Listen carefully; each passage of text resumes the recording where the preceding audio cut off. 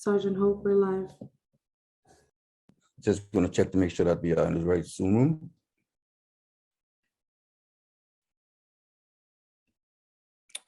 Okay, looks good. Sergeant, will you begin your recording? Recording to PC has started. Recording to the cloud started as well. Backup is rolling. Thank you. Sergeant Sadowski, will you begin with your opening statement? Good morning, and welcome to today's remote New York City Council hearing of the Committee on Mental Health, Disabilities, and Addiction, jointly with the Committee on Hospitals. At this time, would all council members and council staff please turn on their video? To minimize disruption, please place electronic devices on vibrate or silent mode. If you wish to submit testimony, you may do so at testimony@council.nyc.gov. Once again, that is testimony@council.nyc.gov. Thank you, chairs. We are ready to begin.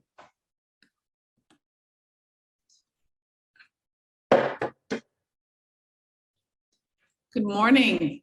I am Councilmember Carlina Rivera, Chair of the Committee on Hospitals, and I would like to start with thanking my colleague, Councilmember Farrah Lewis, for co-chairing this important hearing with me today on access to mental health services in New York City hospitals. I would also like to acknowledge my fellow members of our committees. We've been joined by Council Members Maisel, Borelli, and Moya. We are all here today to discuss access to mental health services in New York City hospitals. In June 2018, our committees held a hearing on the future of psychiatric care in New York City's hospital infrastructure at New York City Health and Hospitals Metropolitan. At the time, we explored how H&H can cope with its increasing role as the main provider of inpatient mental health services in the city and the role voluntary hospitals can play in the treatment and care of individuals with mental health conditions. At the time, H&H had nearly 1,500 licensed psychiatric beds, representing 48% of all psychiatric inpatient beds in the metropolitan area. Since that hearing, these trends seem to have continued. H&H has seen a significant increase in the hospitalization of patients with mental illness in the last several years. The New York State Nurses Association noted in its 2020 report that as financial pressures to close beds in voluntary hospitals mount, H&H has been tasked with providing more and more inpatient mental health care to New Yorkers. According to a New York Times and Independent Budget Office's study on New York City psychiatry services, H&H often ended up with patients with severe mental illness who were unable to seek any other type of outpatient services or care, as they would present in the emergency department of a public hospital in serious crisis with few alternatives to hospitalization. For example, in 2017, the H&H system had nearly 70,000 ED visits stemming from mental illness. According to the Treatment Advocacy Center, a minimum of 50 psychiatric beds per 100,000 people is considered necessary to provide minimally adequate treatment for individuals with severe mental illness. However, as of 2018, New York failed to meet this standard, as evidenced by its ratio of 16.3 beds per 100,000 people capacity. Unfortunately, the COVID-19 pandemic significantly increased the demand of behavioral healthcare services as mental health care treatment became harder and harder to find. In fact, it was estimated that as lockdowns eased and facilities returned to normal, an estimated 14,000 psychiatric admissions were reportedly lost because people who needed care were unable to get it. The continued decline of psychiatric beds and units in the midst of a historic mental health crisis created by COVID-19 exacerbated an already deepening mental health emergency. Today, we hope to hear from H&H about how their role as the main provider of inpatient mental health services in the city has shifted since our last hearing on this issue in 2018, but more particularly since the COVID-19 pandemic. We are also interested in hearing more from H&H about their outpatient and community-based behavioral health programs. We wish to focus on equity, access, and quality of care. We want to know the wait times people experience when accessing this life-saving and crucial care, and how hospitals are emphasizing access to culturally humble and relevant services. The Committee on Mental Health, Disabilities, and Addiction is also hearing a bill today, which I sponsored, proposed intro number 2141A, which amends the New York City Charter and the Administrative Code of the City of New York in relation to removing outdated clinical language. It is important that our laws be able and amended to reflect changes in language over time, and this bill removes dehumanizing and offensive language, which reinforces discriminatory attitudes towards individuals with intellectual and developmental disabilities. Thank you to the administration and to everyone who is present to testify today. And as always, we are mindful of the incredible work of our frontline healthcare workers and all hospital staff as we continue to address the impacts of the COVID-19 pandemic. Thank you all for your tireless efforts. I would also like to thank the hospital committee staff, Counsel Harbani Ahuja, Policy Analyst M. Volkin, and Finance Analyst Lauren Hunt for their work on this hearing, and all of the other people at the council who have made today possible. And now I'll turn it to Chair Farah Lewis to give her opening statement. Thank you. Thank you so much, Chair Rivera, and good morning, everyone. I'm Councilmember Farah Lewis, Chair of the Committee on Mental Health and Disabilities and Addiction.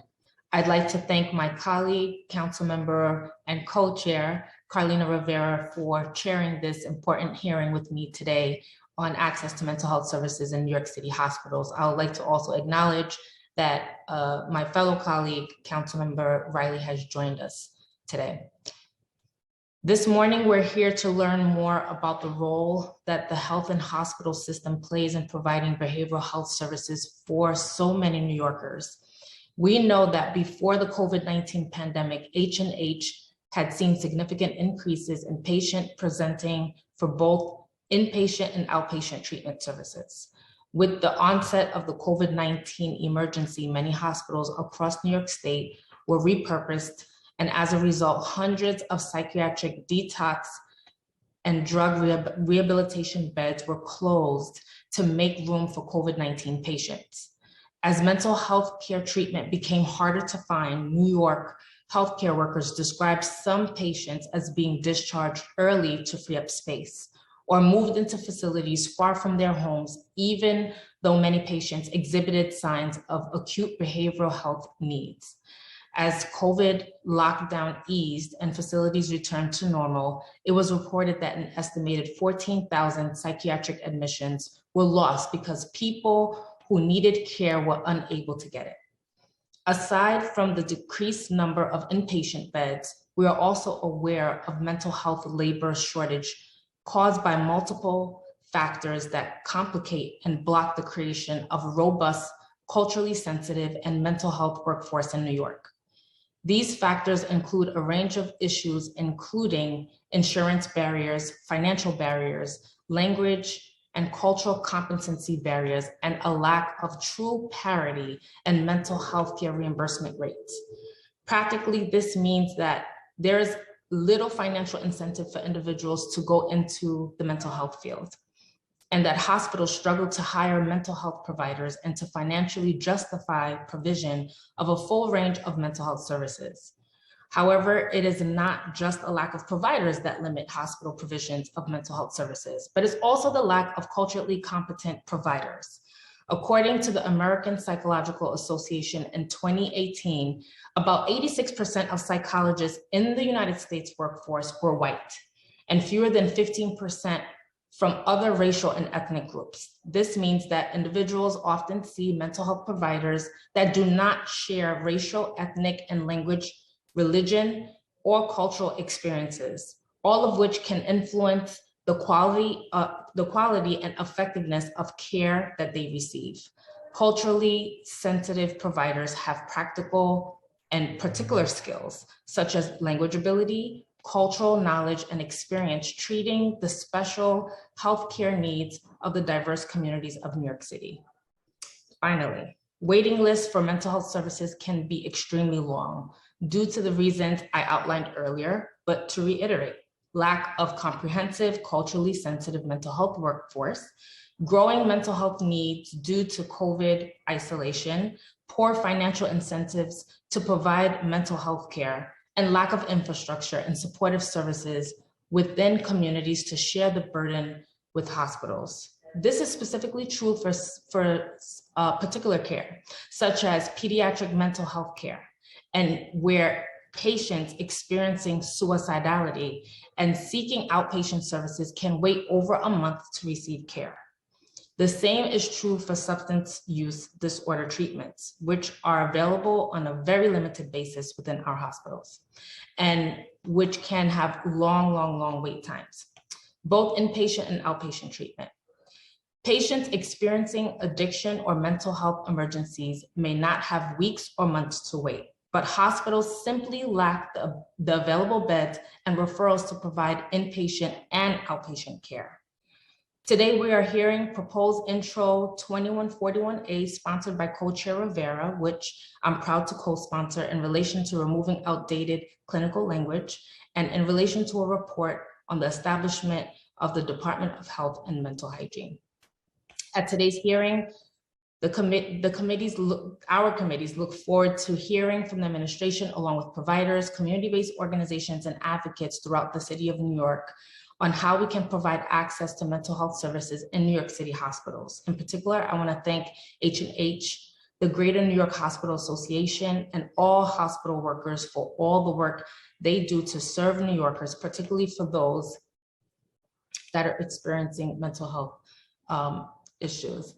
I know you all are committed to the treatment and care of New Yorkers and to creating more accessible, equitable, and comprehensive mental health infrastructure in this city, and we look forward to hearing from you. I also want to thank my colleagues as well as staff, Legislative Director Christia Winter, Legislative Liaison Alex Timkiv, as well as Council Committee staff, Senior Council Committee staff, Sarah Liss, Legislative Policy Analyst Christy Dreyer, and Financial Analyst Lauren Hunt for making today's hearing possible. Now I'll turn it over to our moderator and Committee Counsel, Sarah Liss. Thank you.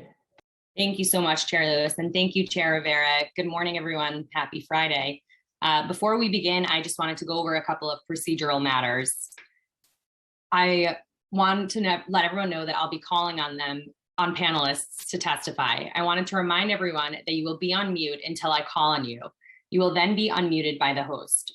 Please note that there may be a few seconds of delay before you're unmuted, and we thank you in advance for your patience. If at any point council members have questions, we encourage you to use the Zoom raise hand function, and we'll call on you in the order that you use the raise hand function. At today's hearing, the order will be the administration testifying, followed by the Hospital Association, and then the public will testify. I will now call on members of the administration to testify, and that includes Dr. Charles Barron, Deputy Chief Medical Officer, Office of Behavioral Health, Dr. Rebecca Lynn Walton, Senior Assistant Vice President, Office of Behavioral Health, and Dr. Omar Fatal, Deputy Medical Director, Office of Behavioral Health. I will administer the oath and call on each panelist, so please listen for your name to respond. Do you affirm to tell the truth, the whole truth, and nothing but the truth before this committee, and to respond honestly to council member questions? Dr. Charles Barron. Yes, I do. Dr. Rebecca Lynn Walton. I do. Thank you. And Dr. Omar Fatal. I do. Thank you so much. And Dr. Barron, you can begin as soon as you're ready. Thank you. Good morning, Chairperson Rivera and Chairperson Lewis, and members of the Committee on Hospitals and the Committee on Mental Health, Disabilities, and Addictions. I am Dr. Charles Barron, the Deputy Chief Medical Officer of the Office of Behavioral Health and Medical and Professional Affairs of New York City Health and Hospitals. I am joined this morning by Dr. Omar Fatal, the Deputy Medical Director of Behavioral Health, and Dr. Rebecca Lynn Walton, Senior Assistant Vice President for Behavioral Health at Health and Hospitals. I am happy to testify before you today to discuss mental health services at Health and Hospitals. Health and Hospitals is the main provider of behavioral health and inpatient psychiatric care services in New York City, with over 1,300 licensed psychiatric beds representing about half of all psychiatric inpatient beds in the metropolitan area. As such, we provide a significant portion of behavioral health inpatient services in New York City, which underscores the need for continued stability in the public hospital system. Our inpatient services provide individualized therapeutic care to stabilize mental illness episodes and promote rehabilitation, recovery, a return to the community, and less restrictive modalities of care. In addition to inpatient psychiatric services, our acute care behavioral health services include 7 adult and 1 child and adolescent comprehensive psychiatric emergency programs, or CPEPs. These include psychiatric emergency rooms, extended observation beds, mobile crisis intervention services, and access to crisis beds, as well as 4 psychiatric emergency departments where psychiatric specific areas of the regular ER are present. Health and Hospitals provides a comprehensive array of ambulatory behavioral health care programs, including 8 mobile crisis teams, outpatient clinics, day treatment, partial hospital programs, and case management behavioral health programs. For those patients who require significant levels of support, our facilities operate assertive community treatment, or ACT teams. These ACT teams programs functions as a clinic without walls, treating individuals in their homes and community. Of the 38 ACT teams in New York City, Health and Hospitals operates 12. Children and adolescents receive services through developmental evaluation clinics, family support programs, adolescent treatment programs, school-based programs, and outpatient clinics. Pediatric psychiatric emergency services are available at all 11 acute care hospitals, while Bellevue boasting the only child and adolescent comprehensive psychiatric emergency program in New York City.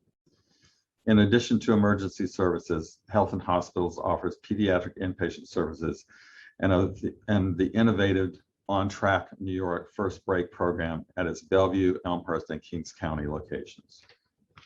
Apart from the services provided at the acute care facilities, Health and Hospitals also offers ongoing therapy, psychiatric evaluation, medication management, and other clinical services at 12 outpatient mental health clinics throughout the city. Through these clinics, Health and Hospitals launched the New Pathways to Care program in collaboration with the Office of Community Mental Health and the Department of Education. Recognizing the need to bring additional support to children in the neighborhoods most affected by the pandemic, Pathways to Care expedites referrals from schools to connect students to care at our outpatient mental health clinics. Harmful substance use is a significant population health problem in New York City, and Health and Hospitals is a major provider of substance use services. Each year, over 90,000 unique patients with substance use disorder come to us for care. Approximately 20% of primary care patients are at moderate risk for substance use disorders. Of our patients with substance use disorders, about 15% have a primary diagnosis of opioid use disorder, and 45% have a primary diagnosis of alcohol use disorder. To respond to this need, Health and Hospitals facilities provide an extensive array of SUD services, including outpatient intensive detoxification, provided at 4 of our facilities currently, 13 outpatient substance use disorder counseling programs, the largest substance use disorder peer counselor workforce in New York City, 4 methadone treatment programs, and growing SUD support for families, adolescents, and women in medicine.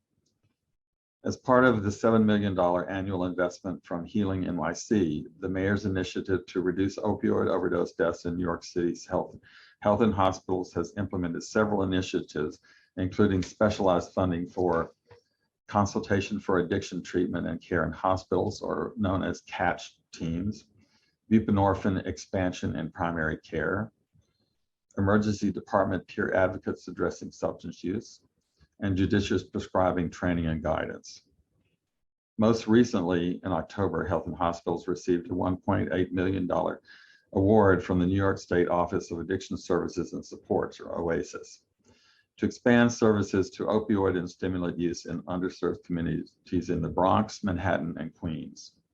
The funding will help continue emergency department substance use access, the Consultation and Addiction Treatment and Care in Hospitals program, outpatient services, and virtual access to substance use care, and bridge between substance use disorder and psychiatry for patients with co-occurring mental health and SUD diagnoses. This vital funding facilitates a unified system of care so that New Yorkers can easily access quality support for substance use. We expect thousands of new patients will be served through these expansions of services made possible through this additional funding. When COVID-19 saw its first case in New York City in March 2020, Health in Hospitals was at the forefront, responding to the needs of its patients and the city overall. Behavioral health has continued to play a vital role in the COVID response. Amidst unprecedented circumstances, Health in Hospitals kept its doors open so that New Yorkers could safely access care. We utilized all modalities, including in-person, telephonic, video calls, home visits, mobile crisis outreach, to provide this type of care during the pandemic. Working hand in hand with the Department of Health and Mental Hygiene, the Office of Community Mental Health, and the New York State Office of Mental Health, and OASIS, Health in Hospitals ensured coordination of all available behavioral health beds across all hospitals. To accommodate the surge in critical COVID-19 patients, Health in Hospitals worked as one system to safely transfer behavioral health patients to other facilities that had capacity, even standing up COVID-positive psychiatric units in several of our hospitals. Prior to COVID-19, Health in Hospitals had not conducted telemental health sessions. All sessions were held in person. When the pandemic began, telemental health service sessions rolled out in psychiatry and substance use services, and the Family Justice Centers for Domestic Violence Victims and Families, addiction consult teams for both medical emergency departments and inpatient medicine was done, and mobile treatment through both mobile crisis and the ACT teams as well. To help make this possible, Health in Hospitals distributed iPads to inpatient emergency department behavioral health consultation services. To date, Health in Hospitals has completed 350,000 behavioral health sessions telephonically and virtually. Other initiatives launched during the pandemic are the virtual buprenorphine clinic, created to provide same-day buprenorphine access to existing and new patients. Our virtual buprenorphine clinic pilot at Bellevue Hospital served 553 patients. We also partnered with the State Department of Health, Mental Hygiene, and OASIS to provide methadone delivery to patients on quarantined at hotels and in their homes, or to stable patients who were at high risk of complications from COVID, for whom it was not safe to attend in-person sessions. For New Yorkers who required quarantine at a test and trace hotel, we provided access to behavioral health services. Once COVID-19 vaccination outreach began and Test and Trace launched the Street Health Outreach and Wellness, or SHOW, mobile vans, we also began providing free mental health screenings in these units. Health in Hospitals has a long history of taking care of the most vulnerable New Yorkers and will continue to do so come what may. We look forward to continuing to partner with government and key stakeholders to forge solutions. I thank your committee for your attention to this important topic, and we're happy to answer questions you may have. Thank you.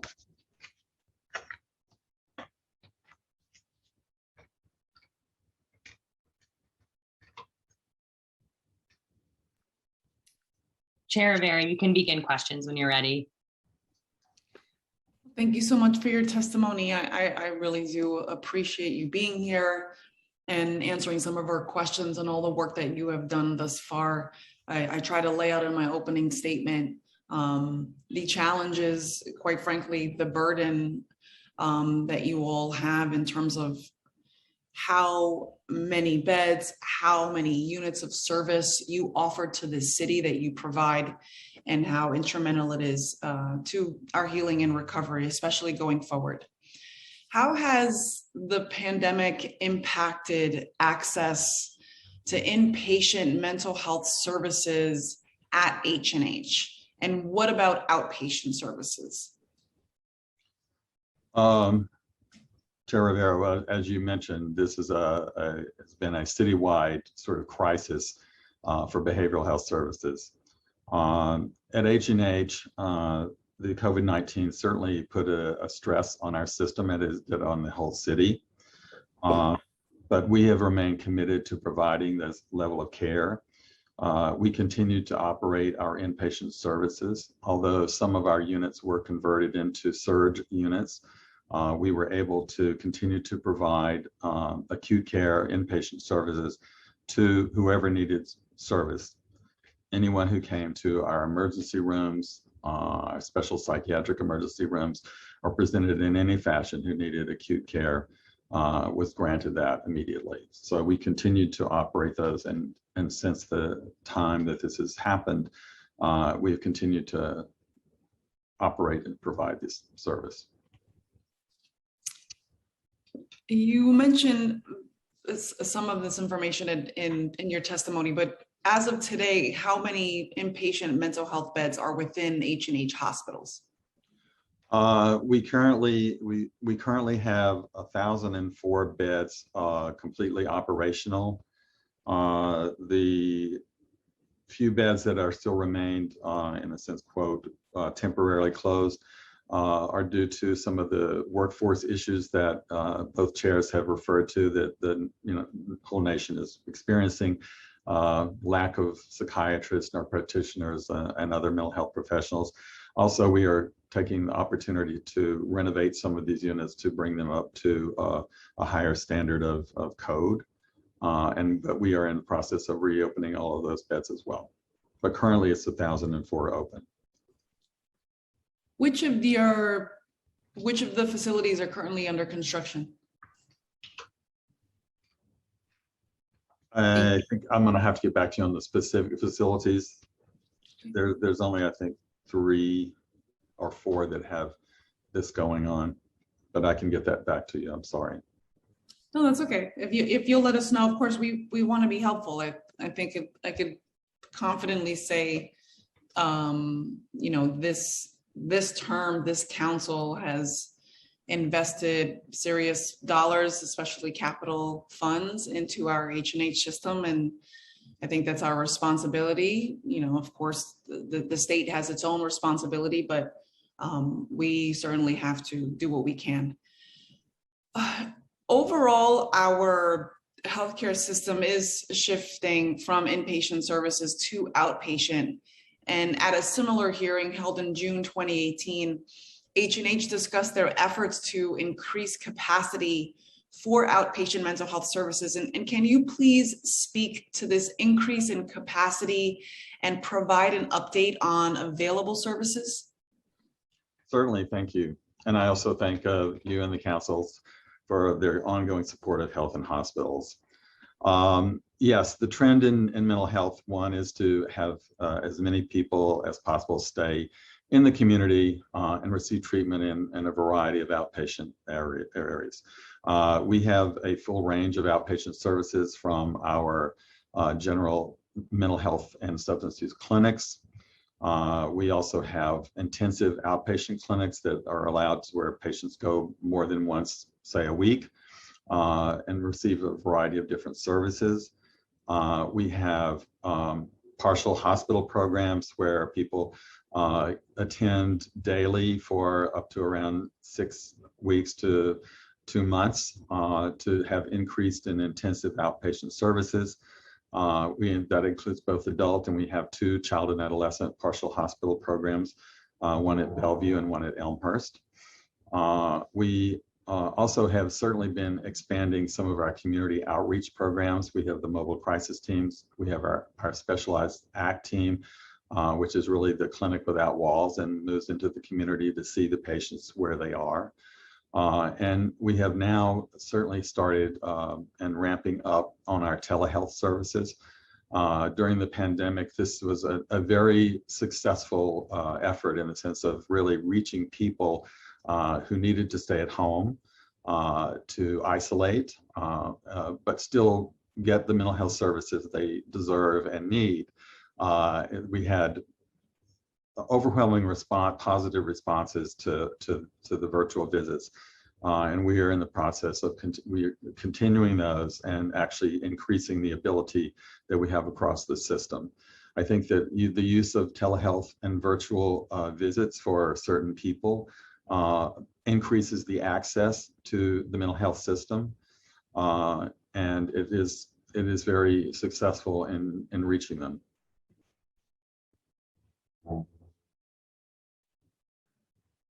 What is the average wait time to receive an appointment for outpatient mental services? And how does this differ from the wait times for substance use specific services and youth seeking mental health services? Okay. In general, we really work very hard to avoid wait times. We really work to try to get people in quick access. Our usual idea is to get them in the same day or within the 2 or 3 days. So we have set up one of the ways that we do this in this particularly stressful time where there is such a demand for mental health services in the outpatient areas.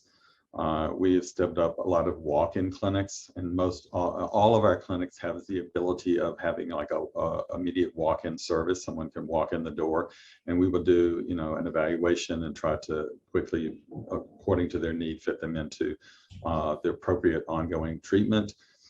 This is for adults or children or any age or need. Substance use, we also have immediate access. We have the ability to provide buprenorphine even through our emergency departments and through our virtual bup clinic. And we have physicians at all of our facilities who are licensed and ability to do buprenorphine. I may ask my colleague, Dr. Walton, to comment a little more on some of the other substance use services that we do. And if someone can answer, what's the longest the person may have to wait for mental health services? It really varies. That's a little bit of a difficult question to answer. As I said, our target really is to try to get someone in within a few days to a week. There might be some outliers in that, but generally, no, we will work in some way to get them hooked up either through face-to-face or through virtual telehealth services into our program. Yeah, thank you. And on the substance use side, we really try to do the same. And I think people are aware, clinicians are always aware of wait times. And so we set things up like if you've been medically detoxed on inpatient medicine for opioids or alcohol withdrawal, we have what's called the Catch Team Bridge Clinic. So if you have your appointment in 4 days, you may need to talk to the same people that you've been talking to on inpatient to help you get through those several days until you have your first appointment. So you may even be seeing the same people on inpatient that then do a shift in the Bridge Clinic and also work in outpatient. So we really do try to recognize that there have always been wait times, but we're trying to mitigate that and make sure you're still connected. I know that mobile crisis teams during the pandemic have done more follow-up than they typically did. And so people are really just trying to work with what they have and make sure people are connected while they're waiting in a way that they haven't historically. So what level of care is necessary to require access to same-day outpatient care? And what about inpatient care?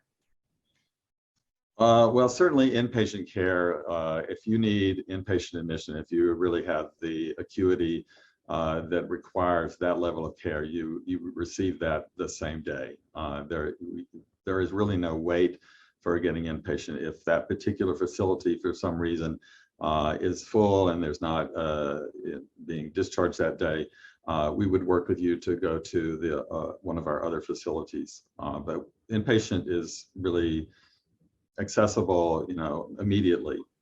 Outpatient, certainly, as I said, we have walk-in clinics and we have sort of services for triage. And if you have something seriously wrong, such as a higher acuity of that, then we're going to, we may consider, do you need a higher level than outpatient care and move you to that level. But we will also try to work out again with all of the variety of ways that we do through walk-in or telehealth services, get you in. If you need to be in immediately, we work to do that. Thank you. I just want to acknowledge we've been joined by council members Alika Ampry-Samuel and Antonio Reynoso. So once someone is discharged and or leaves the emergency department, how does Health and Hospitals follow up with them about any necessary discharge planning or follow-up services? So, of course, whenever anyone is admitted, they have a comprehensive discharge plan when they leave. And we do follow up with them. We have a follow-up system where we will have people contact the person who's been discharged to help them, remind them about appointments coming up, but also to ask them if there's any barriers, any problems in connection, and try to work with them to make sure that they get connected.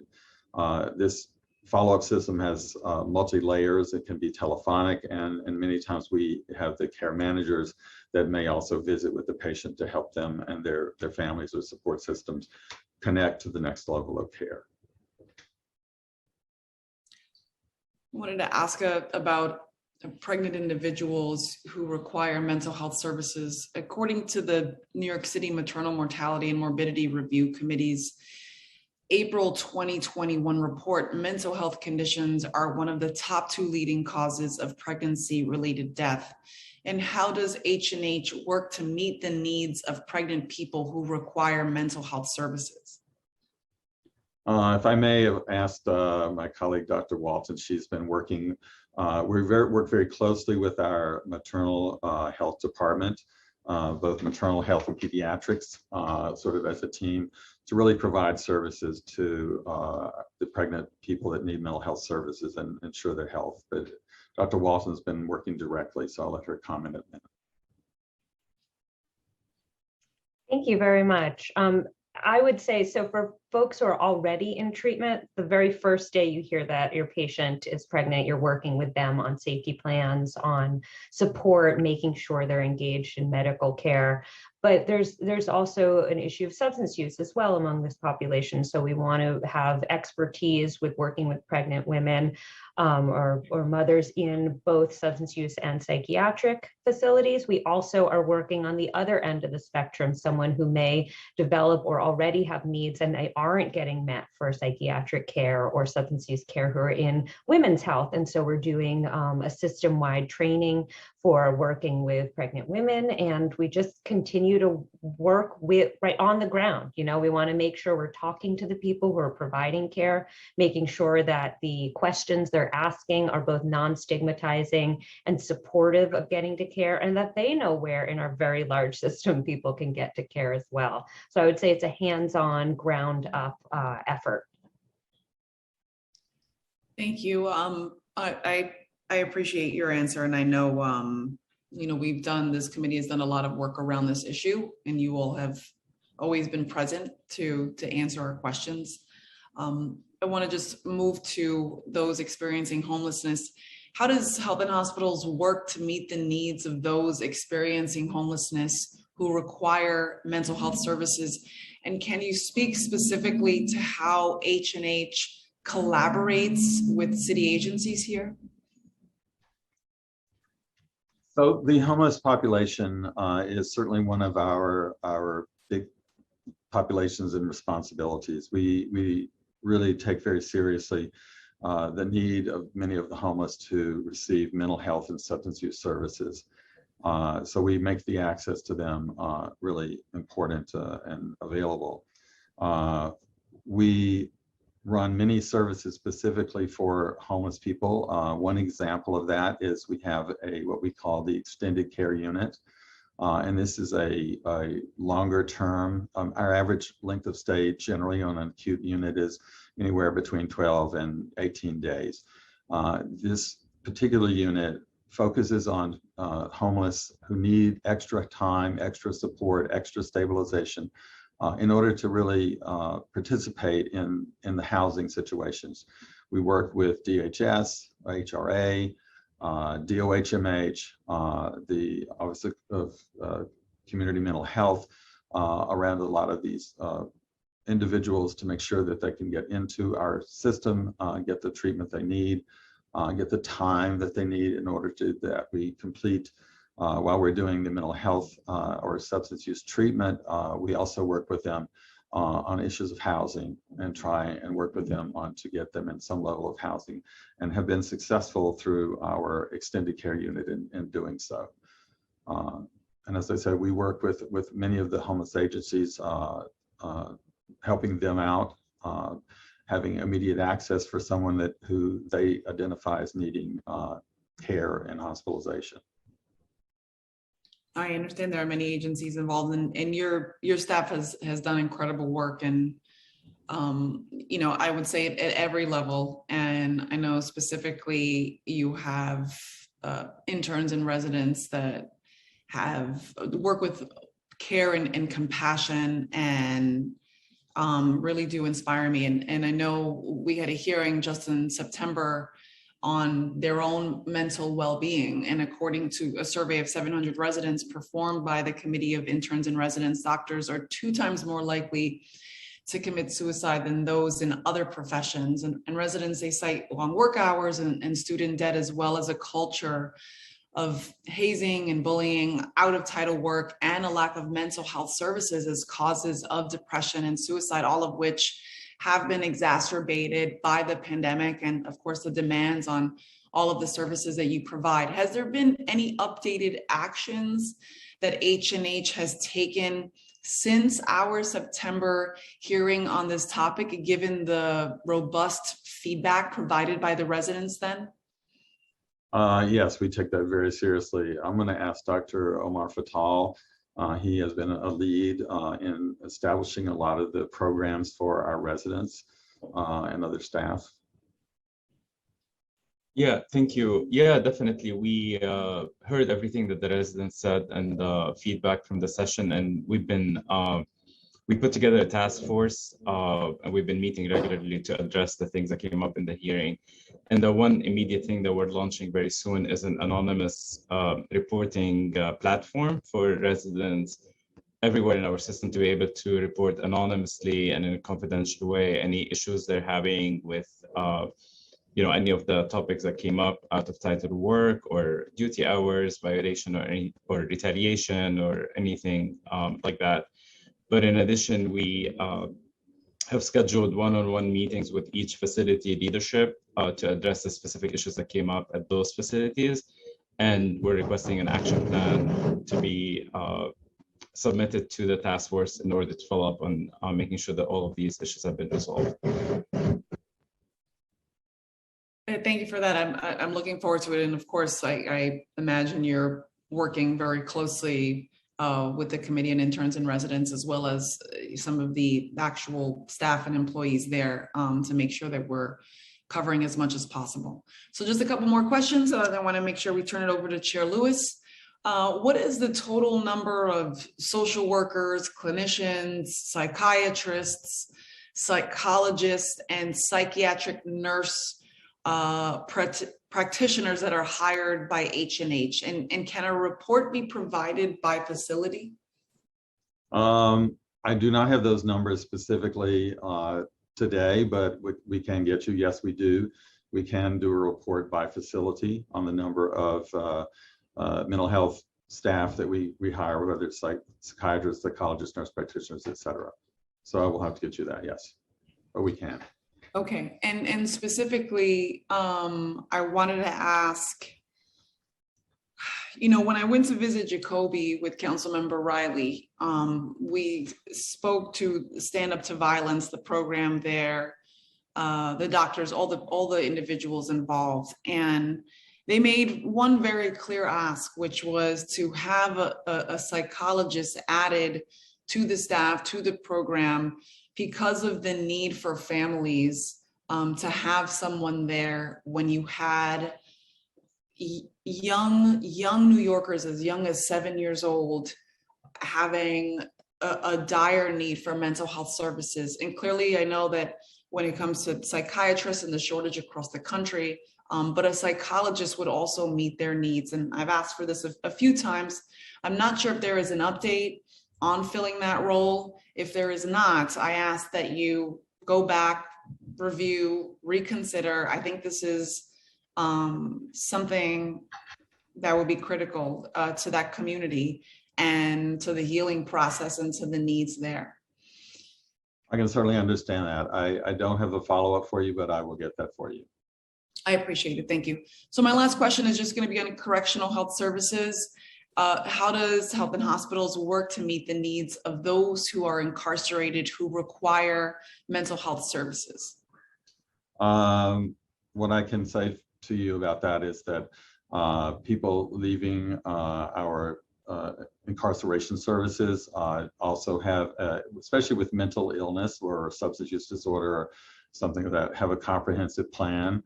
Often that times that involves our own programs, our own clinics, et cetera, but also works with many of the special organizations that help the post-incarcerated people to do that. I can get you more details, but we follow up very quickly. We have clinics specifically geared to help them re-enter the community and provide the support that they need in order to do that. Thank you. I wanted to just follow up with, I know that we heard from the administration that you likely won't have the data for the specific questions regarding services under correctional health services, but we know the point of reentry transition program, the PORT program, that's going to be important to ensure continued behavioral health services to people released from incarceration. And I know that there are other members of the council who have done incredible work around this issue. So with that, actually, I will just turn it over to Chair Lewis. And I want to thank you for answering my questions. If I have any follow-ups, we'll come right back around. But thank you for being here. Thank you for your testimony. And thank you for all that you do. Chair Lewis? Thank you so much, Chair Rivera. I wanted to continue the conversation on specific populations as Chair Rivera was sharing earlier. I wanted to know how does Health and Hospitals work to meet the needs of those with disabilities who require mental health services? All of our services, we are all compliant with disability issues and the ability to access services. We have the ability to access services for any disability and would make accommodations for anyone who has a disability that needs a mental health or SUD services. And Dr. Barron, you mentioned earlier in your testimony how successful virtual services and telemental health services has been. Can you talk more a little bit about, and your colleagues could join you on this, regarding safe transfer and how Health and Hospitals has been involved with NYC Well? Yes, I think we work very closely with NYC Well. We are a huge referral from NYC Well. When they talk to someone and they need services, then our clinics are available, or our emergency services are available, and so we get many referrals from that particular program, NYC Well, and incorporating them into our clinics, both face-to-face and or virtually. So yes, and that has really increased the ability to access services quickly as well. And how has that process been to meet the needs of those with limited English proficiency who require mental health services? Do you have enough staff for that? Well, we always have staffing issues, but yes, one of the things that Health and Hospitals and mental health, along with the rest of the system, focus on, we have a very diverse population that we care for and treat, and that certainly includes languages. And at one of the facilities that I previously worked at, there are hundreds of languages spoken. Each of the facilities may have a number of cultural, language, et cetera, issues, and we make a point of recruiting people from the communities that the patient serves to sort of match our patient population.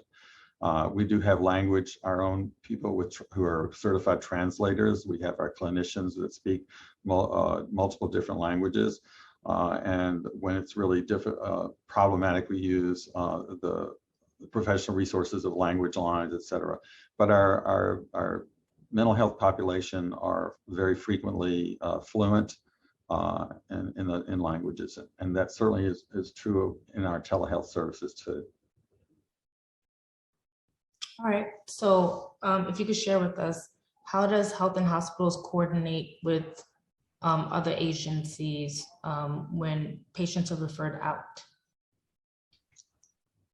If for some reason a patient wishes to be referred to another facility, another system, or a community-based organization, we, as I mentioned, we have a follow-up system to kind of work to make sure that they can make that transition.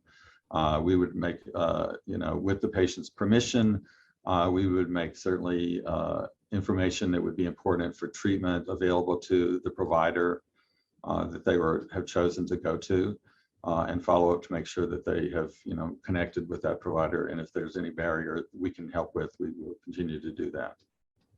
And how do you engage in follow-up? How long does that take? What does the follow-up system look like? Follow-up system is a multi-layered sort of care management system. As I said, it could be, we might initiate something with a telephone call to say, your appointment is tomorrow, don't forget it.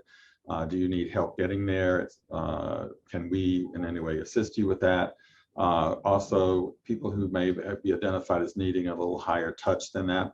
We also have community health workers who go out into the community, maybe to the patient's home, and help them make sure that they go to the appointments and connect to the next level of care. So the follow-up system is usually once you leave the inpatient service, or if you're leaving our outpatient service and going to a different service, we would still sort of trigger that ability to follow you up to you to make sure that you have what you need to get to that, and that your provider has the appropriate information as well.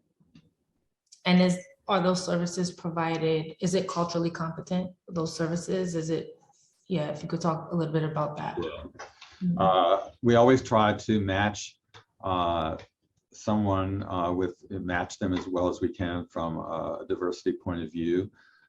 We, as I say, seek to employ a very diverse and different culture, knowledge base staff. In addition to that, we have our Human Resources Department has a training academy that also provides additional training that each individual goes through about cultural competency and the different issues in different cultures. And that's very important in mental health. Right. So the Mental Health Service Corps program was shifted from the Department of Health to H&H as of January of last year. So can you share with us how successful that program has been? Yes, this has actually been a very successful program.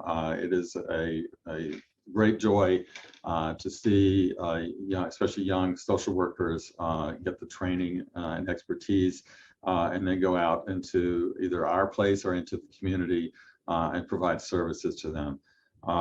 We have, I have a number somewhere here.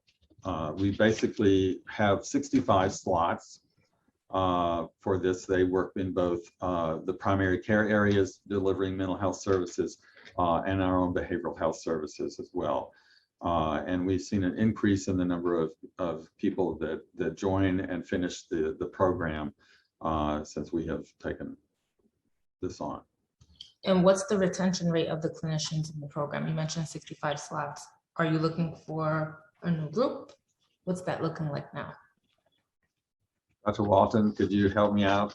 I don't remember the number right this second. Yeah, we're up to 75% retention rate. That has gotten better over the course of having the program. And also a lot of the vacancies are due to people graduating. So that's exciting. So we're always actively recruiting. And some of the people have even graduated, and one of our graduates went on to join the Be Heard program. So I would say that's a great success for the program if we're not only retaining people, but training them well enough to go do some really intensive work in the community. All right, thank you for that. And I just have a quick question about reimbursement rates. I know we're all aware of issues related to reimbursement for mental health services and the barriers for reimbursement and access to care despite mental health parity issues and laws. How do these barriers impact H&H from doing their work, especially now that you have new clinicians coming in? What I can say is from a programmatic point of view, the rates I don't think impact our delivery of care. Our mission is to serve all people, irregardless of insurance or not insurance or ability to pay or any of that measures. While there are new rates, we are always hoping for even higher rates, but the rates of both inpatient and outpatient don't directly influence our ability to provide care, because that's our mission. All right, I'm gonna kick it back over to Sarlis, Committee Counsel, just in case if any other members have any questions. Thank you. Thank you to the panel. Thank you very much, Chair Lewis. And I want to again remind members that they can use the Zoom raise hand function to ask any questions. And I'll just give them a minute to do so. Okay, seeing no questions, I'll turn it back to Chair Rivera if you have any follow-up questions. And if not, you can make some closing remarks. I don't have any follow-up questions for the administration. Okay, Chair Lewis, do you have any follow-up questions or closing remarks? No, I don't have any follow-up questions, but I do see that we were joined by Councilmember Eugene and Councilmember Ayala. Actually, sorry, I'm so sorry to interrupt. I just wanted to ask a general question about the legislation that we're hearing today. Is that okay? Good, okay. I guess my question is just generally on the legislation that we're hearing today, just the administration being in support. How will the changes made by this bill affect how city staff, DOH, for example, adapt to the language of intellectual disability instead of the outdated clinical language still in use today? And if any of you can speak to how the administration will monitor over time as language rightfully evolves outdated, stigmatizing, and potentially harmful language in the city charter and administrative code. Health and Hospitals definitely supports this bill. We are definitely supportive of any change in our language that decreases any stigma or discrimination against people with any kind of behavioral health issues. We actually already have been using this language in some of our work and look forward to continuing a more formal way of doing this, yes. Thank you, I appreciate that. All set, Committee Counsel. Okay, thank you so much, Chair Rivera. And that concludes this panel of administration. Thank you all so much for being here. Our next panel will be the Greater New York Hospital Association, Allison Burke, and we'll put 5 minutes on the clock. Allison, you can begin when you're ready. Great. Starting time. Good morning, Chair Lewis, Chair Rivera, members of the Committee on Mental Health, Disabilities, and Addiction, and the Committee on Hospitals. My name is Allison Burke, and I'm a Vice President at Greater New York Hospital Association. And I'm also its point person on behavioral health issues.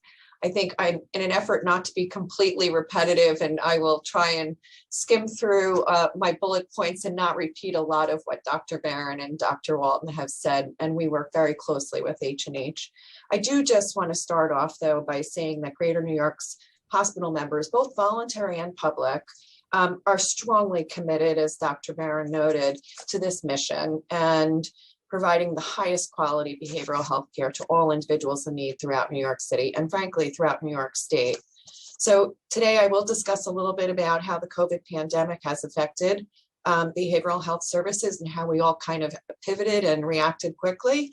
And then the other issue, which I heard some conversation about, is really this longstanding and policy focus on changing from institutional care to more community-based care. So New York hospitals have been at the forefront of the COVID-19 pandemic now. We're going on 2 years, and obviously preserving hospital capacity, including behavioral health capacity across the continuum, has been a complete priority. We're still operating, as you know, with many constantly changing issues. Last night's press conference between the governor and the mayor with the new variant certainly has people on their toes. And under these constantly changing conditions, the hospitals really do stand ready to flex and surge, which was this strategy that gave hospitals the ability to cancel elective surgeries, move beds, add beds, move patients and staff, and all of that in an effort really to keep the system accessible. So despite all of these challenges, the hospitals really have continued throughout the entire pandemic to provide essential behavioral health services.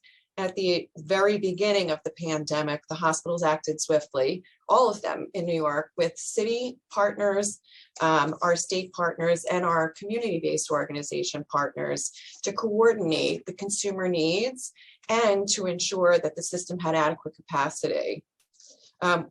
All hospitals, and Dr. Barron and others have mentioned this as well, quickly pivoted operations to maintain access, and all of our hospitals, including H&H, who already mentioned it, continue to operate all of the levels of care that they have: inpatient, outpatient, and emergency services, some of which are at the hospital location, whether they be comprehensive psych emergency programs, distinct areas for psychiatric emergencies and general emergency rooms, and also these other crisis services that happen to be in the community.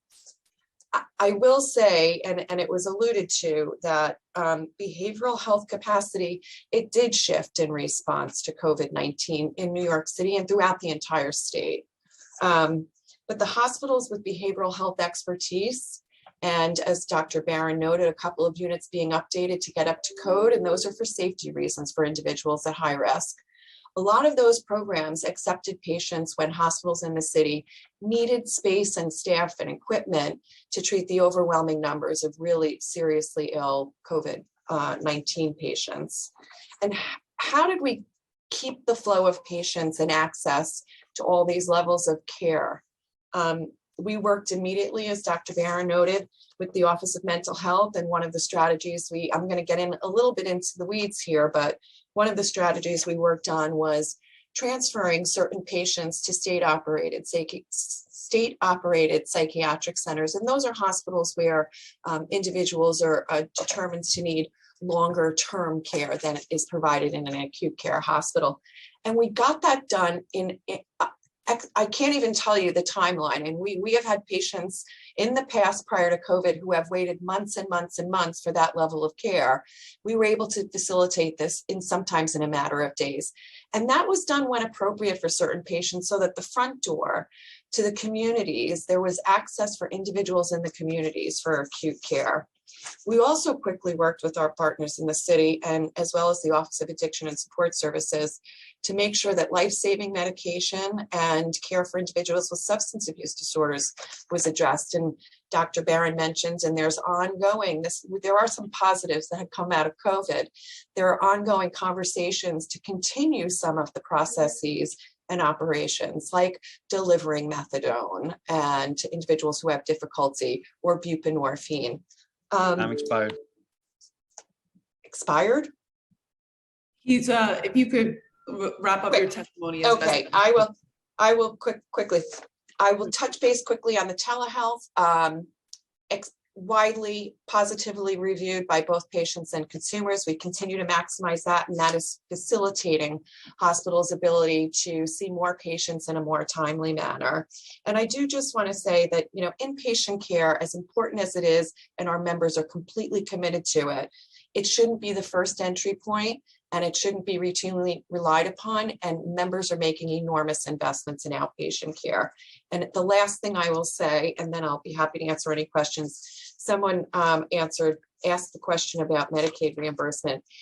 It's long been understood that it's been woefully under reimbursed, and we are constantly advocating in Albany for higher Medicaid rates, and in addition to that, for further investment in behavioral health services.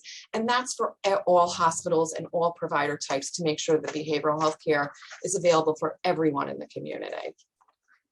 Thank you very much, and I'm happy to answer any questions. Thank you. Thank you. Our sergeants do a lot of work behind the scenes, so they're just making sure that we're keeping to time and we I can move see. along. So I appreciate you wrapping up. So I thank you for your testimony. It seems you mentioned the shift towards the pandemic and how things have kind of changed, evolved, some of it because of the response, some of it just, again, I guess the evolution of services. So have your members seen an increased demand for mental health services during the pandemic? And let me just ask, because prior to the pandemic, the city was seeing a decreased availability of hospital-based mental health services. And between 2009 and 2014, there was a 20% increase in mental health discharges at New York City Health and Hospitals. And then in the same period, there was a 5% decrease in mental health discharges at New York City's voluntary nonprofit hospitals.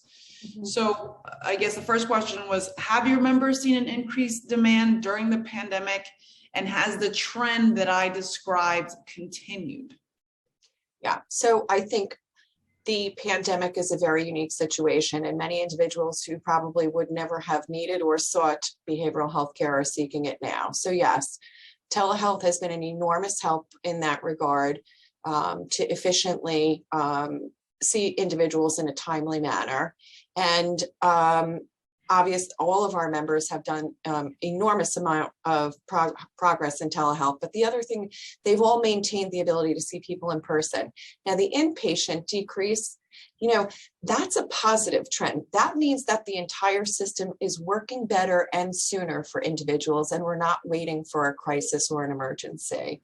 And that's been a longstanding goal, policy initiative, not just in the city, but the state and nationally.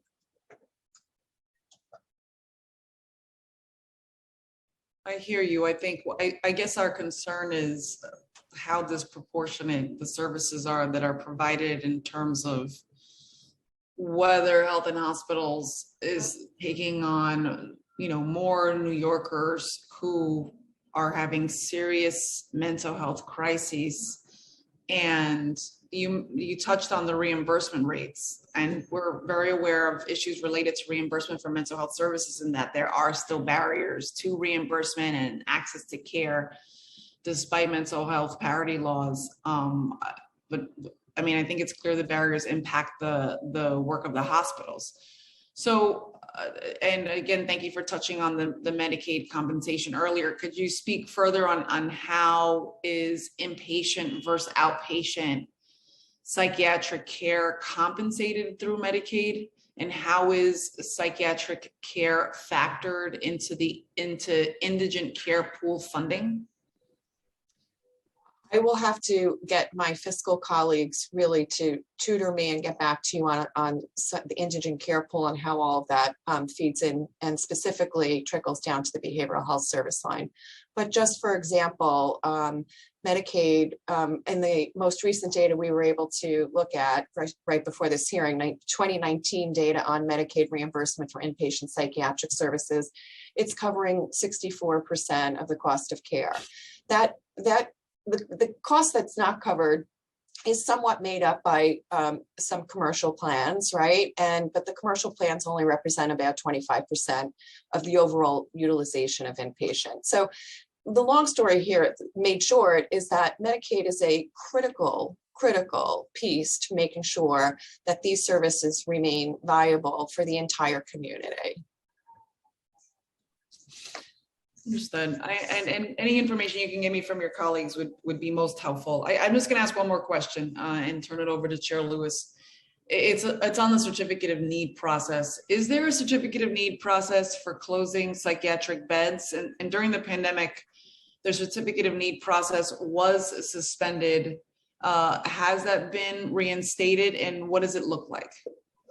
So the Office of Mental Health, who is the state oversight entity that certifies, funds, and oversees all mental health services in New York State, absolutely has got a process for adding or removing services. And our hospitals are also subject to the Public Health Planning Council's processes as well. Now, what happened during COVID were some beds were taken offline temporarily for social distancing purposes to bend the curve on spreading the virus. Patients were transferred to other or sent to or directed to other facilities where there was capacity.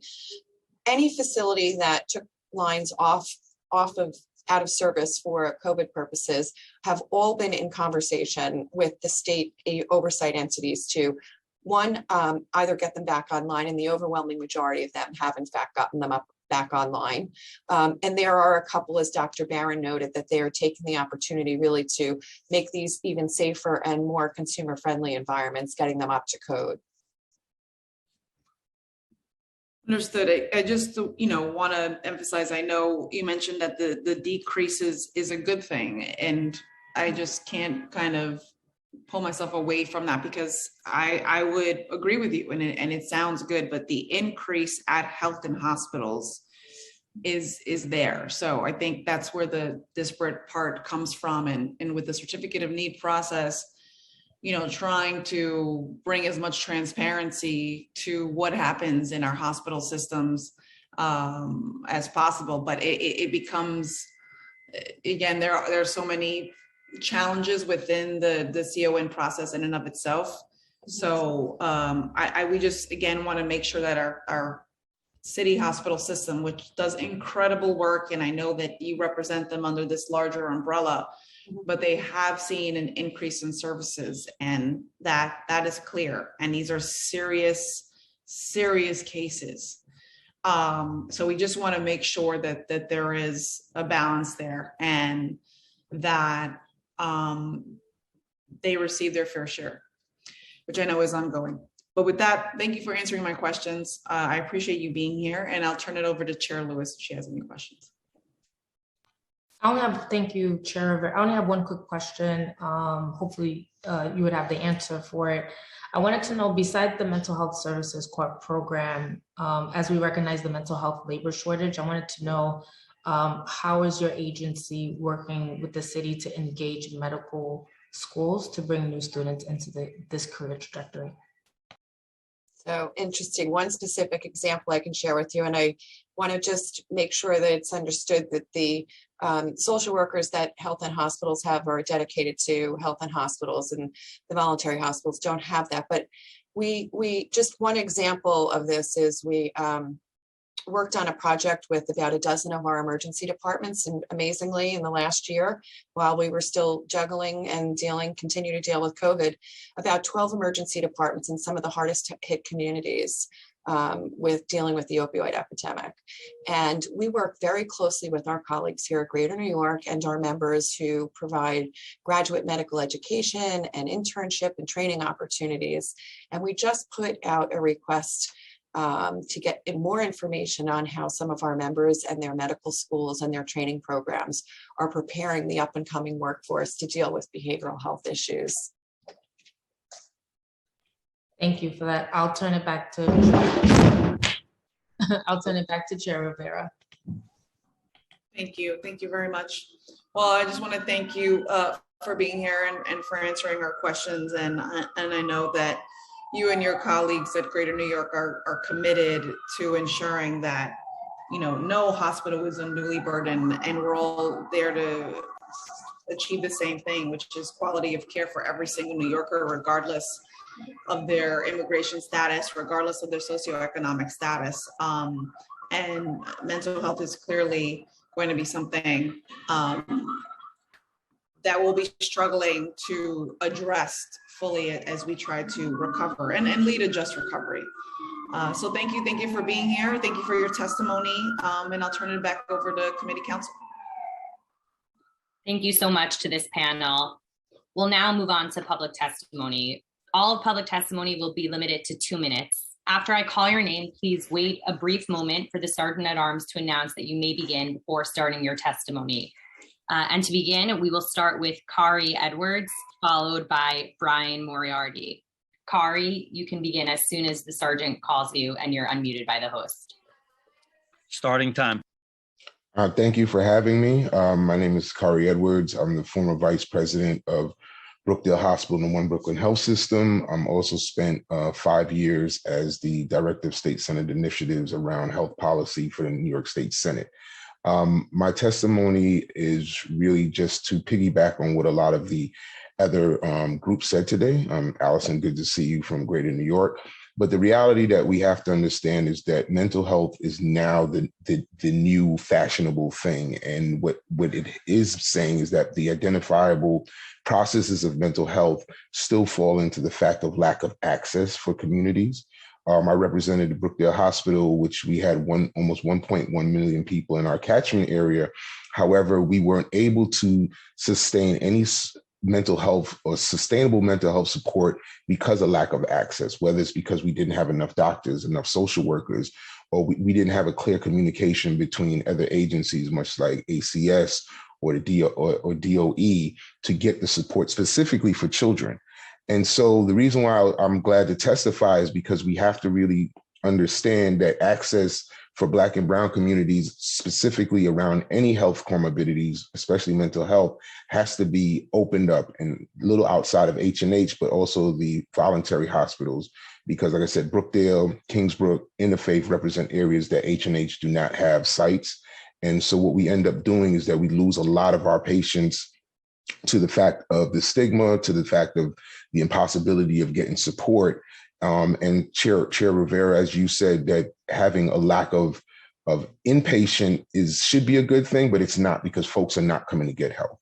So I'm under my 2 minutes, so ready for any questions if possible. Thank you so much. We'll next turn to Brian Moriarty, and Brian, you can begin as soon as the sergeant calls you. Starting time.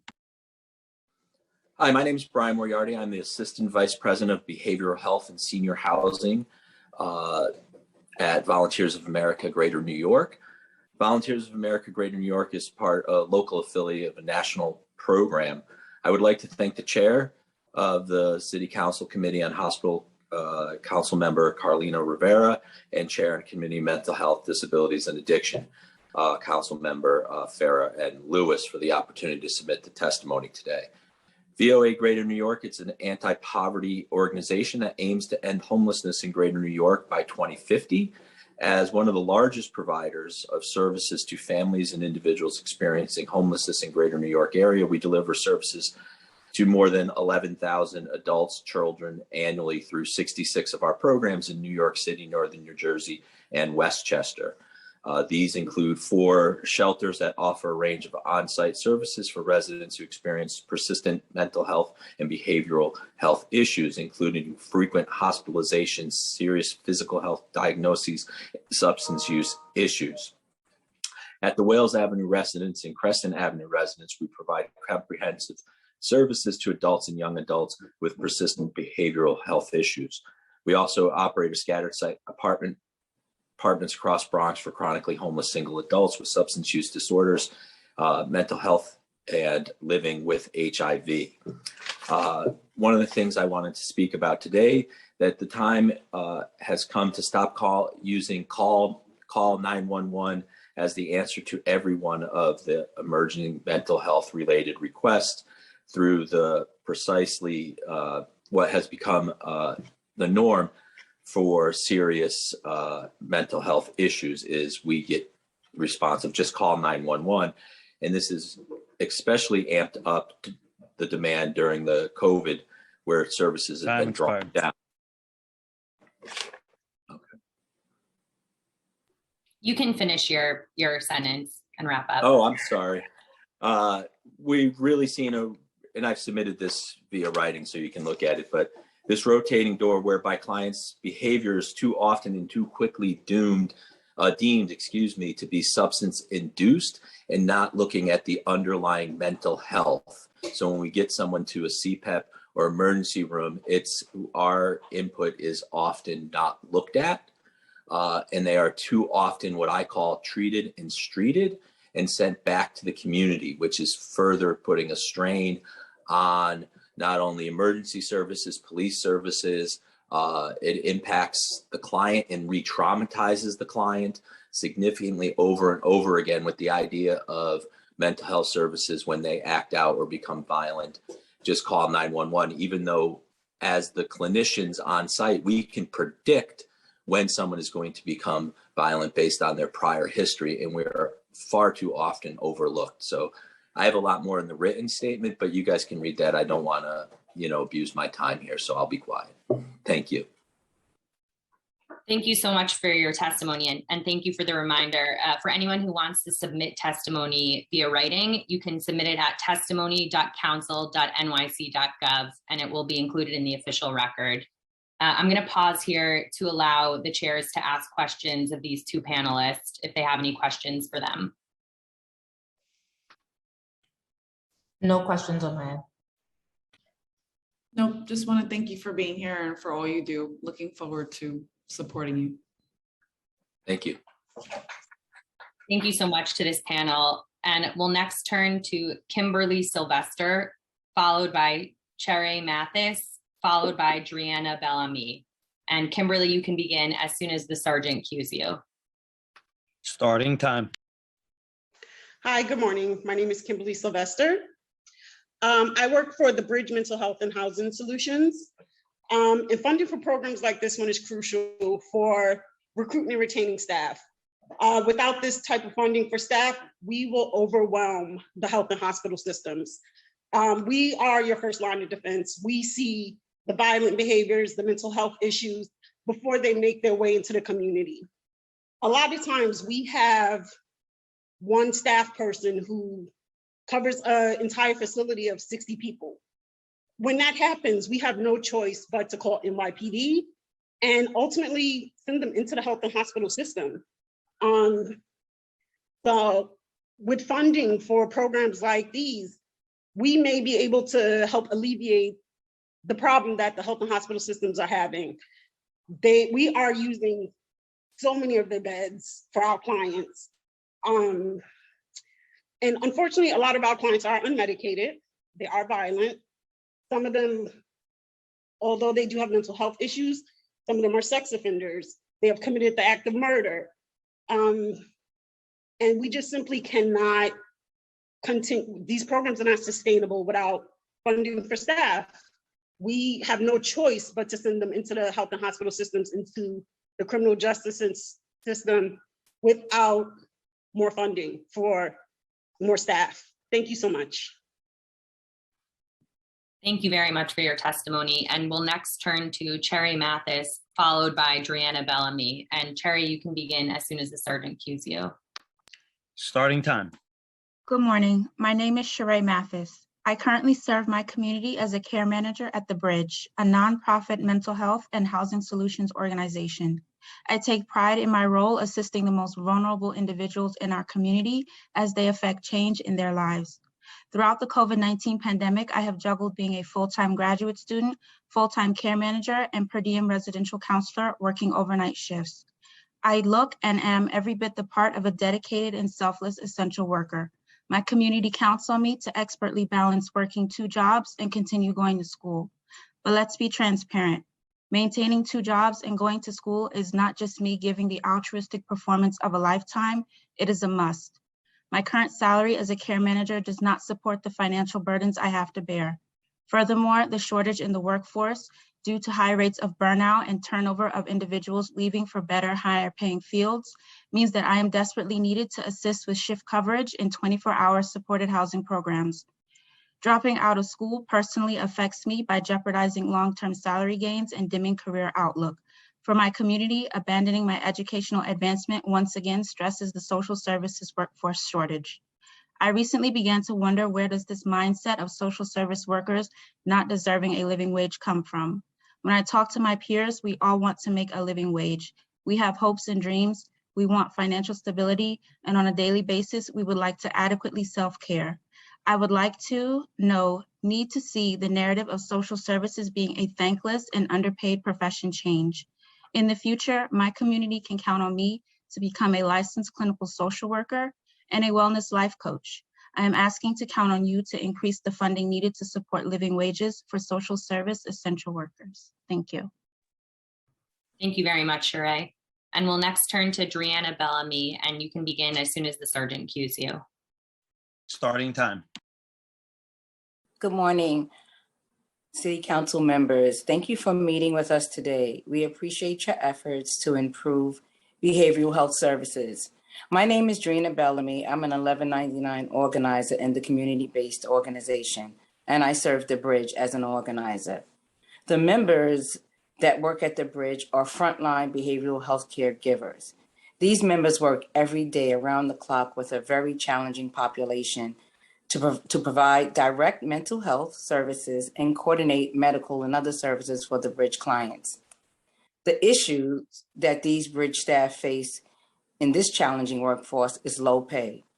This is the primary challenge to both keeping current and attracting new behavioral health care workers, which prevent patients from accessing needed behavioral health care services. Often, staff with bachelor's and master's degrees are currently earning $25,000 to $35,000 per year for this very challenging work. This is not sustainable, and we will continue to lose staff as wages in many low-skilled jobs such as McDonald's, Starbucks, Amazon meet or exceed these salaries for this critical work. During the pandemic, these workers were the firefighters of healthcare. They walked into a burning building every day and risked their lives. State and federal agencies need to increase the level of wages and provide a cost of living increase yearly. When the City Council considers policy proposal to improve behavioral health services, it is important to remember that the frontline caregivers are critical to both of the quality and access to care and much of what needs to improve the working conditions of these providing care. Thank you for listening. Thank you very much for your testimony. And again, I'll pause here for any council member questions or for either of the chairs to ask any questions of any of the panelists.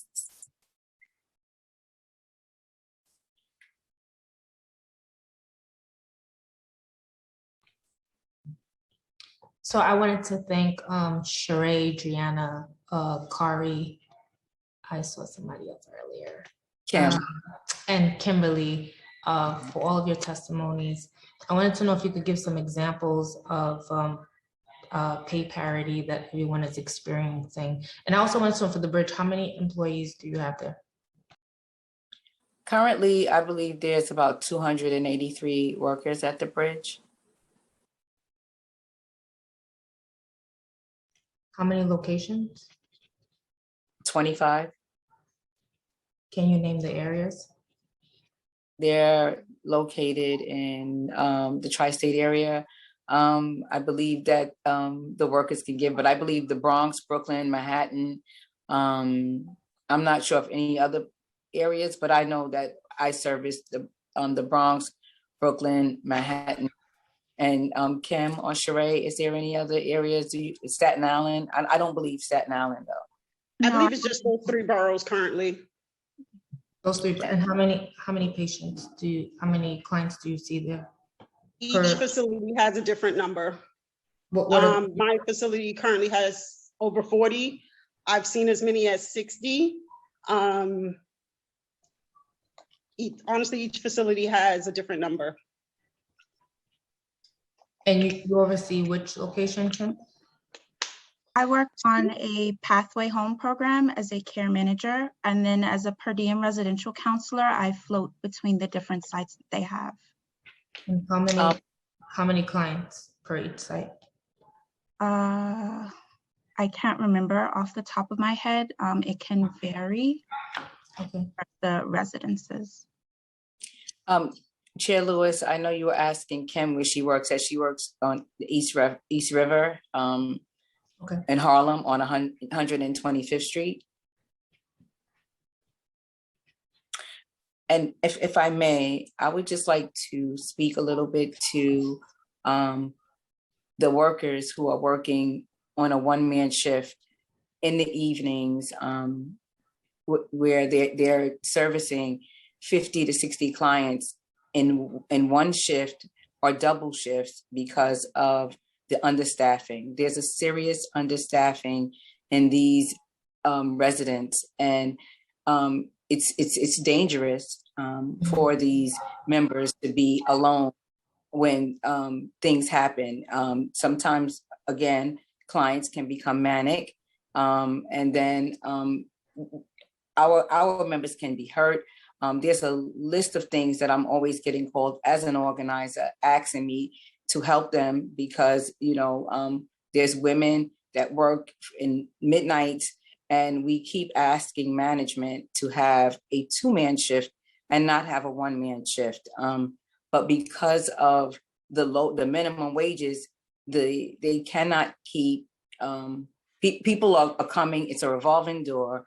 They can't retain workers because of the low paying wages. And these are members who have bachelor's and master's degrees. And we're going into negotiations. We're in negotiations. We start negotiations, I believe, on December 8th. And we're asking that they raise the minimum wages for these members who are making only $15 an hour, which is, it's like ludicrous and it doesn't make sense. I'd like to add that as a per diem counselor, I have almost always worked a single shift. I believe I can count on one hand the amount of times when I was paired with someone who is a regular staff at the residence. And for me, it can be a concern because clients would like to bend the rules a little bit, as they know that you are not quite aware always of the different operational procedures that go on at the different residences. So that's a concern, not just for my safety, but their safety as well. It's very true. Like a lot of times our staff, when you're working one person, we've had staff sexually assaulted, physically assaulted. Several workers have gone out on disability for several months because of injuries sustained. It's just, we can't work single coverage yet. Almost every night we do have workers who do it. When you have a building of 60 people, we're overwhelming every system, the health and hospital system, the NYPD system, EMS. We've had to have FDNY respond. It's just, we can't continue to do it. And at minimum wage, nobody wants to do it. So we're really hoping for more funding. I want to thank the three of you for sharing all of this information. It's definitely heart-wrenching to hear all of this. I just have a quick question, and then I'm going to go over to Kari next.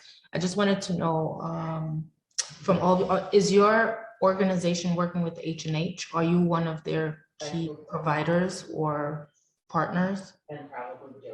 Are you talking 99? Health and hospitals. Do you partner with health and hospitals? Yeah, we work with health and hospitals. We work with the HHQC.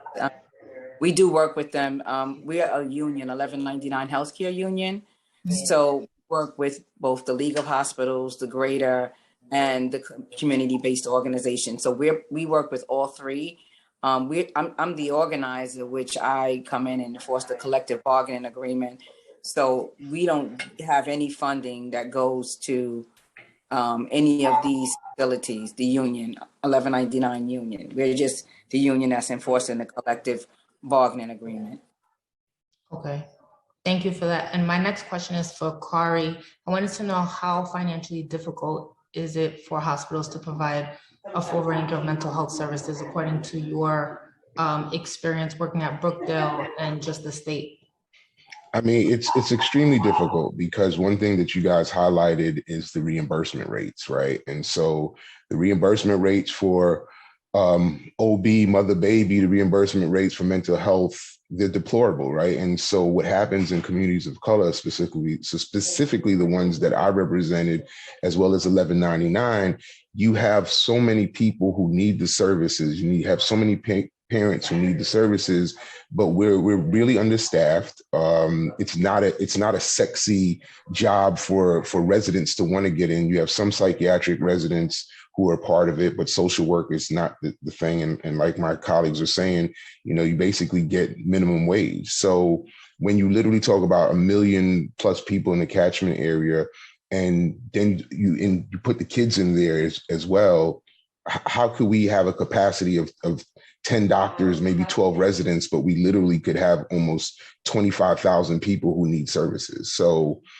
that's something that I think the city and state really have to work hard on, is looking at the reimbursement rates specifically because of what happened during COVID. And I didn't mean to call it like the new sexy thing to say, but it's the reality that this is something that's now prevalent and people are paying attention to it, and we have to be able to fund the need for it. Thank you. I'm going to turn it back to Chair Rivera. I don't know if you have questions. No, thank you, Chair Lewis. You did a great I'll job. turn it to Committee Council Sarlis. Thank you so much, Chair Lewis and Chair Rivera. I'm just going to pause here again. If there are any other council members who have questions, please use the Zoom raise hand function. Yes, but I would think all of those will help. Okay. Seeing none. I'm also going to just wait a moment in case there's anyone who we may have inadvertently missed. Please use the Zoom raise hand function. Okay, I see that Driana Bellamy has an additional question or point to make, so you can speak when you're ready. I just want to thank both Chair Lewis and Chair Rivera for putting together this panel so that our voices can be heard and the members' voices can be heard. This is phenomenal. We never really have a voice, and I really thank you. I'm always advocating for the members at the Bridge and my mental health facilities.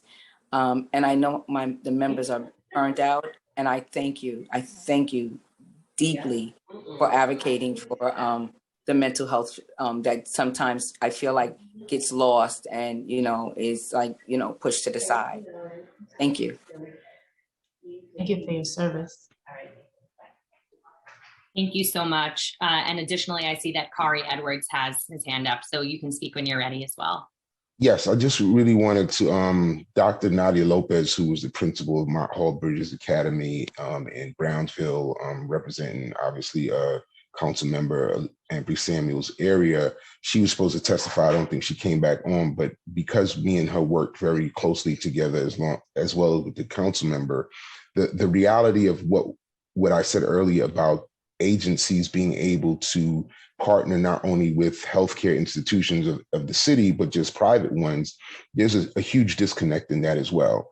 Because to refer a student from a school who should basically have mental health capabilities on site, by the time they get to the hospital, by the time we have a lack of staff, then all of a sudden the children get put through the system and then they get lost and then the parents get frustrated. So again, Chairperson Rivera, the reason why I said, yeah, it's cool to not have a lot of folks in the hospital, but folks are not coming anymore because they don't feel that they're getting the service. So I also wanted to say kudos to you, as well as Chairperson Lewis. Oh, I see Dr. Lopez is on, so I'll give my time to her because she's the expert on this one from a student standpoint. But just wanted to say thank you for doing this as well.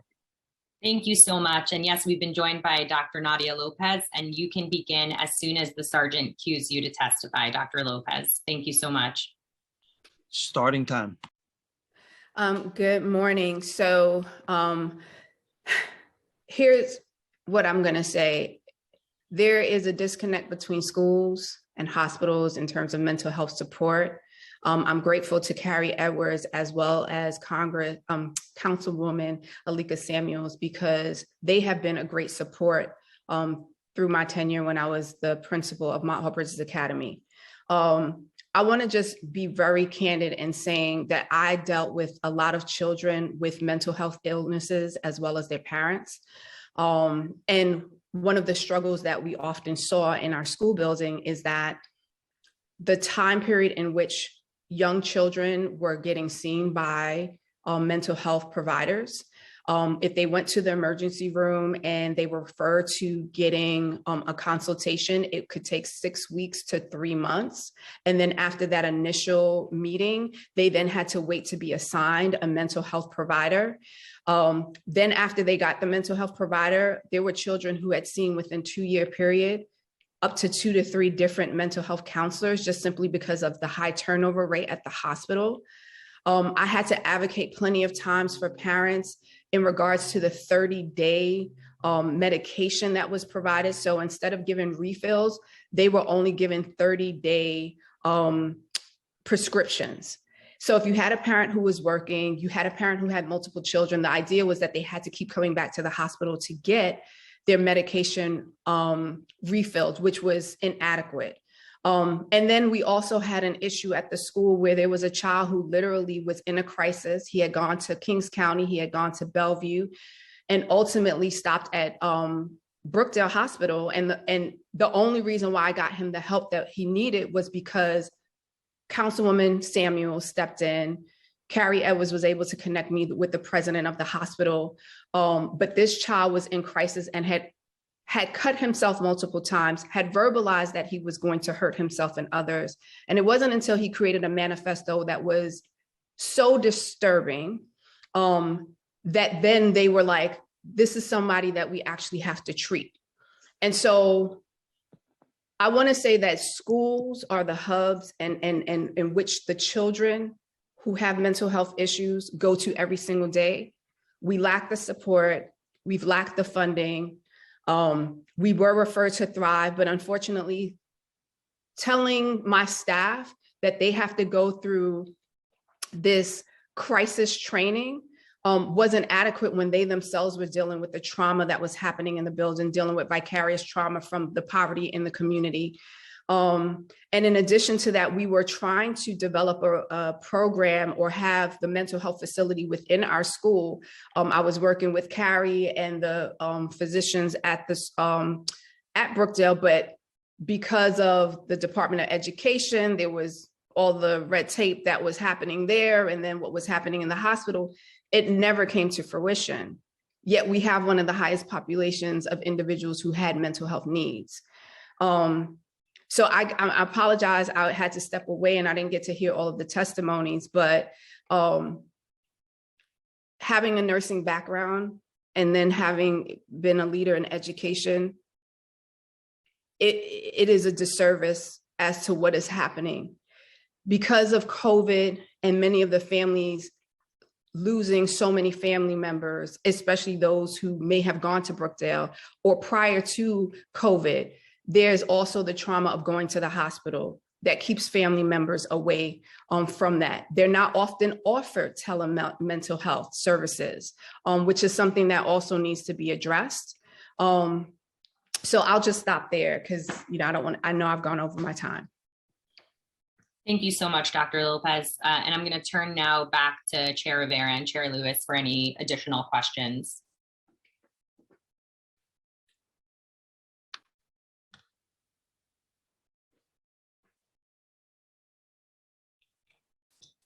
Sorry, I just have one quick question. I want to thank Dr. Lopez for coming on and for sharing testimony, your experience. Over the years, I've always heard about you speaking about mental health and education. So I'm happy we got it on the record and having this conversation today to talk about it, but also to find solutions. So I wanted to ask you, Kari, Driana, Kimberly, Sheree, and one more person, Brian. I wanted to ask all of you, what could we do to incentivize more young people, students, people of color, to get into the field of mental health? And is there anything, that's the basic question, what do you think that we can do on our level as city council members to encourage more people to get into the field? Tuition. Sorry, just breathe. I'm going to just call on people in order so it's not unwieldy. So Brian, why don't you go ahead and start, and then Dr. Lopez, you can go next.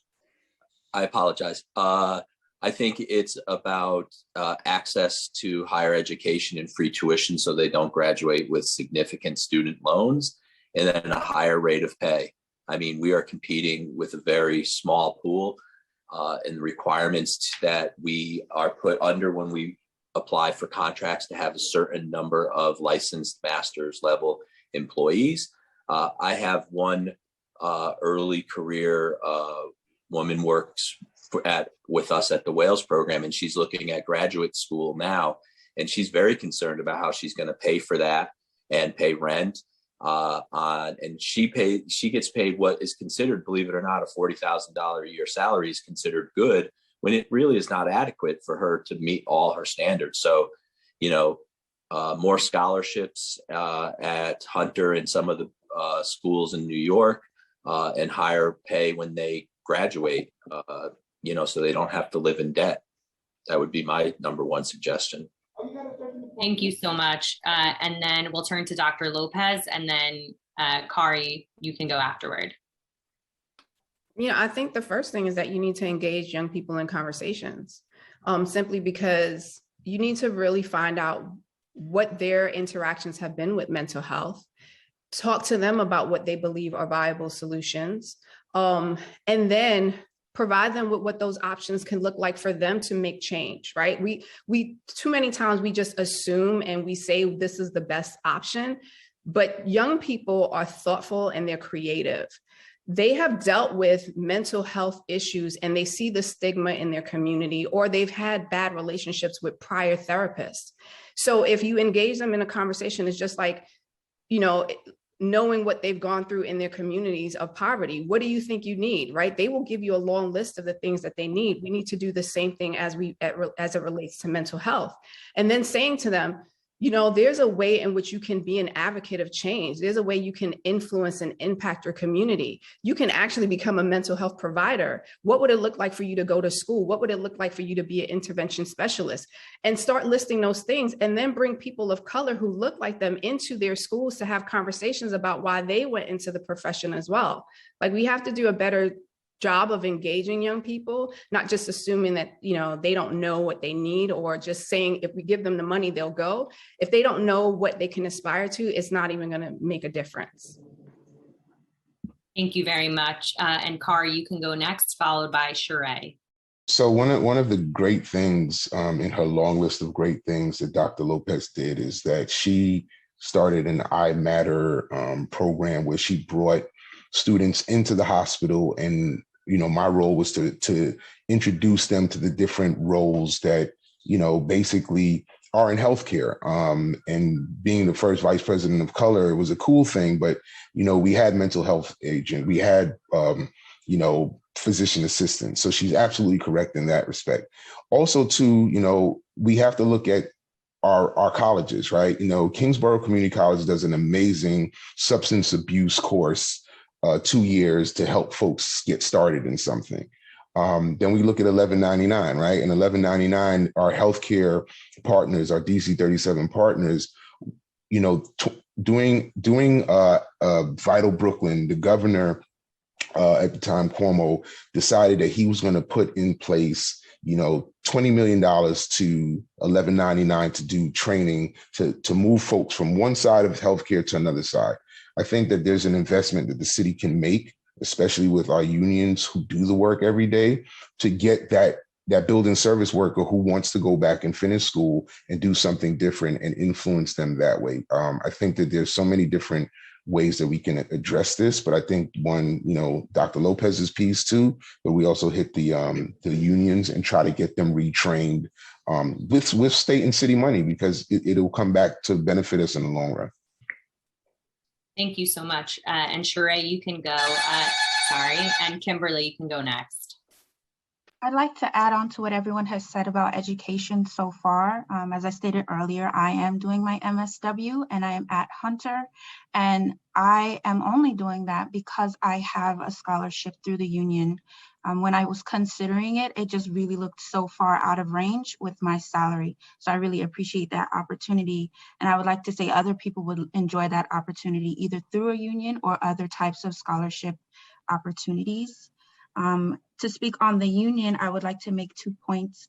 The union has helped me personally, as well as other members, when we report things that we think are questionable or less than good faith practices when we are servicing our members. I also remember earlier in this conversation, there was an idea of anonymously reporting. I would like to see more funding for that, because at the end of the day, it's really about giving the best care we can possible to everyone. And lastly, I would like to speak on the idea of funding the unions again, as well as just funding new ideas. as a young person, a millennial, I do have a lot of ideas on how I think we can improve things, make things better, make things innovative. I am really holding on to telehealth. I like that. And I saw that there were a lot of ways that I was able to engage clients more because of telehealth. So just continuing to fund new ideas and new innovation. Thank you so much. And Kimberly, you can go, followed by Adriana. Hi. To be honest, I'm going to say the wages. You have to increase the wages. I have 2 college degrees and I make very low wages. To ask somebody to do what we do, knowing that you could be physically assaulted for minimum wage, it's just not going to happen. We're going to continue to have trouble recruiting and retaining staff. And like I said, we're overwhelming these, health and hospital systems. We're overwhelming NYPD. We've had to call 911 multiple times per hour. We send hundreds of clients into the health and hospital and health and hospital systems. If we could just pay staff more and get them back into these programs, we can help alleviate some of the problems that these other organizations are having. Thank you. Thank you very much. And finally, Adriana, you can go when you're ready. So I believe how this council can help, I believe, is funding, making sure that these members are getting adequate wages.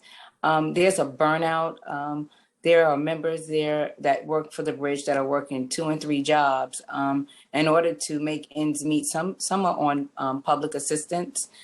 Some are living in poverty and working at the same time. And these are people with master's degrees and bachelor degrees. It's disheartening, when we go to negotiations and people are saying, I have all these bills, I have student loans, and I'm only making $15 an hour. So I believe funding and wages, increasing the minimum wages, having cost of living increases yearly, and programs, and making sure that these mental health facilities get funding and provide the programs that they get funding for. I know a lot of times I hear from my members that there are programs that they don't mandate or direct these clients that need these programs. They don't make them go to these programs. They'll get the money, but then they don't use these programs, and enforcing that they use these programs so that we don't have to, so that our members don't have to call 911, and so that they can get the understanding and the treatment that they need from these programs. And so I really hope you hear me, and that when we go, I'm not sure how this works and what the next steps are, but I know I'm in negotiations now for better wages for my members. I don't know how long this will take, but these are the things that I believe that will help not only my members, but the clients too, and their well-being. Thank you so much. And thank you to all of the panelists who spoke. I'm going to turn back now to Chair Rivera for any closing remarks. And then Chair Lewis, you can give your closing remarks. Thank you so much to all of you that are here today. Our city hospitals, our hospitals that are serving low-income Black and Brown communities have and continue to be disproportionately affected by the state of mental health and how it is offered in our communities. And our neighborhoods, these neighborhoods have been historically underserved. And I think it's clear that we have to prioritize the staffing and the services in these areas of the city that are in crisis, and to show respect to those providing these services. Those of you who are here today sharing your very, very honest experiences at this hearing. So I want to thank you, trying to visit as many hospital systems, facilities, and hearing the stories that are happening very, very hyper locally. That is why we are here today. That is why we are hosting this hearing. That is why we want to push for, the right staffing, whether it's psychologists, psychiatrists, more nurses, that person for that second person for that shift, so you can feel safe and so that everyone feels like they're receiving quality care regardless of what zip code they live in. So I just want to thank you for being here today, for everything that you offer to our city, for taking care of so many people. And we want to be able to show you that we also want to take care of you. We want you to be able to take care of yourselves. And I know that starts with paying you your value, your worth, and to be taking care of these facilities and the people that walk through those doors. So I want to thank everyone for their testimony today, for all the work that you've done thus far, all of your advocacy. And I'll turn it over to Chair Lewis now for any closing remarks. Farah? Thank you so much, Chair Rivera. I want to thank New York City Health and Hospitals, the Greater Hospital Association, and the public who came out to testify today. Brian, Driana, Dr. Lopez, Kari Edwards, Kimberly Sheree, for sharing, just being vulnerable and for sharing this information with us today. And how I want to thank Health and Hospitals for sharing how their agencies were able to pivot during the pandemic and what we can do better moving forward.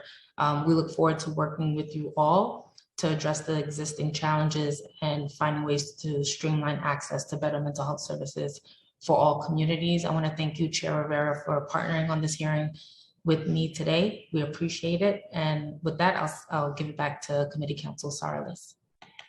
Thank you so much. And Chair Rivera, you can close out the hearing when you're ready. Okay, thanks again to everyone, of course, to the staff at the council for helping us with all the technical support. And to you all who are still here, please be in touch with us. Let us know how we can advocate for you effectively. And with that, I will adjourn this hearing of the Committee on Hospitals and Mental Health.